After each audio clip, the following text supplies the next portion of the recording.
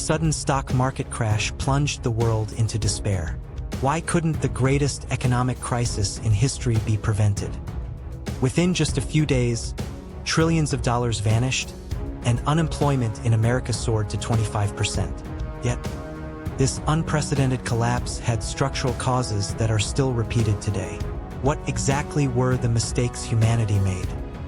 Why did prosperity become the seed of the Great Depression? Who overlooked the market's warnings? And what lessons does it hold for today? Now, let's delve into the full scope of that collapse. This main feature also elaborates on President Roosevelt's challenges. In the 1920s, America, having emerged from World War I, was brimming with unprecedented prosperity.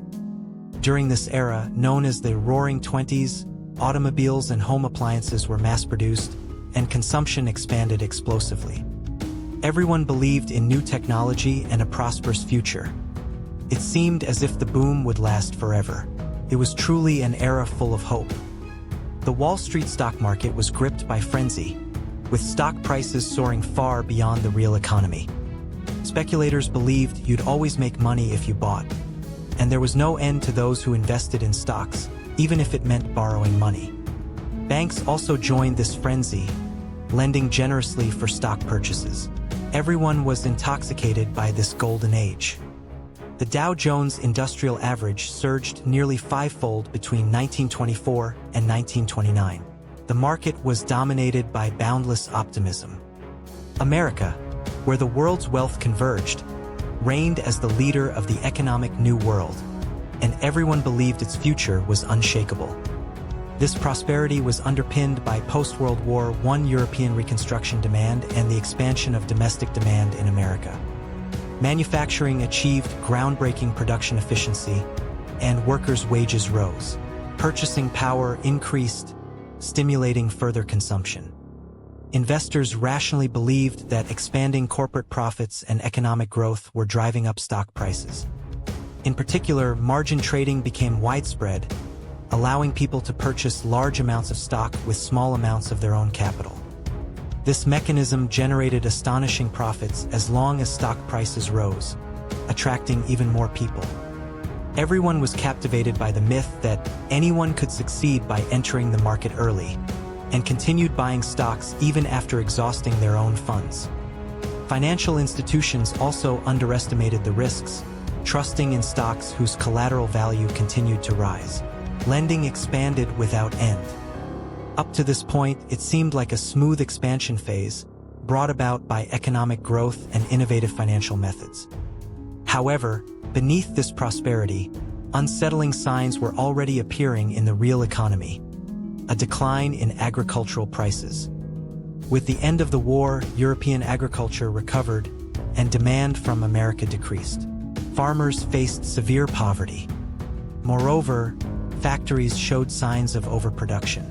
Markets were flooded with products, and inventories piled up. Despite this, the fervor of the stock market did not stop. Stock prices deepened their divergence from the real economy, continuing to inflate like a bubble. The Federal Reserve Board should have curbed this speculative fever, but they delayed their decision to tighten monetary policy. They feared that a stock market correction would negatively impact the entire economy, thus postponing drastic measures. Meanwhile, war debt repayments from Europe and reparations issues with Germany also created significant distortions in the international financial system. But here, an unnoticed pitfall was opening up. Its abyss was about to swallow humanity's mistakes. The entire market was dominated by an unfounded collective belief. Stock prices will rise forever. Everyone was trapped in this illusion, and even faint voices of doubt were drowned out. Dissenters were ignored as minorities. Government and financial authorities were also steeped in optimism, overestimating market overheating as healthy growth. Investors who had accumulated large debts through margin trading could not even imagine stock prices falling. They fell into the sunk cost fallacy, unwilling to abandon their past investments and continued to accrue losses. The banking system was also fragile. Deposits were backed by only meager reserves, a structure unable to withstand bank runs. Furthermore, the international gold standard prevented countries from flexibly adjusting their own economies, accelerating the spread of problems. Everyone believed this system is unshakable. Blind faith, unable to question their own convictions, led to ruin. Then, on October 24, 1929, the fateful Black Thursday arrived. Wall Street stock prices suddenly began an uncontrollable plummet. In just a few hours, over $11 billion vanished from the market. That was equivalent to more than double America's national budget at the time. From this day onward, a cascade of panic selling engulfed the market, and the collapse continued with Black Monday and Black Tuesday. At banks, depositors rushed in, causing bank runs. Banks failed one after another, and people's savings disappeared overnight. Businesses went bankrupt, factories closed, tens of millions lost their jobs, and long lines for food formed in the streets. Despair enveloped the entire nation. Originating in America, this economic crisis quickly spread worldwide. International trade stagnated, and national economies sequentially collapsed. The global economy was paralyzed, and people lost hope for the future. It was truly a dark age, the antithesis of the Roaring Twenties. The Great Depression occurred due to excessive speculative fervor, a fragile financial system, and the unfounded optimism of governments and people.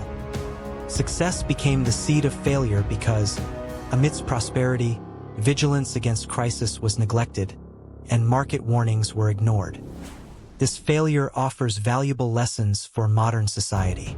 Calmness is needed to discern overheating financial markets and signs of a bubble economy. And, not being swayed by collective enthusiasm, always maintaining a critical eye. That is the only way to protect oneself from future crises. Why did prosperity become the seed of failure? Because humanity became complacent during the boom and neglected risk management. Who overlooked the market's warnings? It was the government, financial institutions, and all investors blinded by profit. The lesson for today is that history repeats itself. It is about learning from mistakes and having the wisdom to prepare for future crises. The quality of decision-making differs between those who know this failure and those who don't. History is the greatest teacher. Let's learn from history and avoid repeating the same mistakes by always maintaining a calm perspective and critical thinking. If you found this video helpful, please subscribe and like. We introduce a new history of failure every day. この失敗は歴史のほんの1ページ。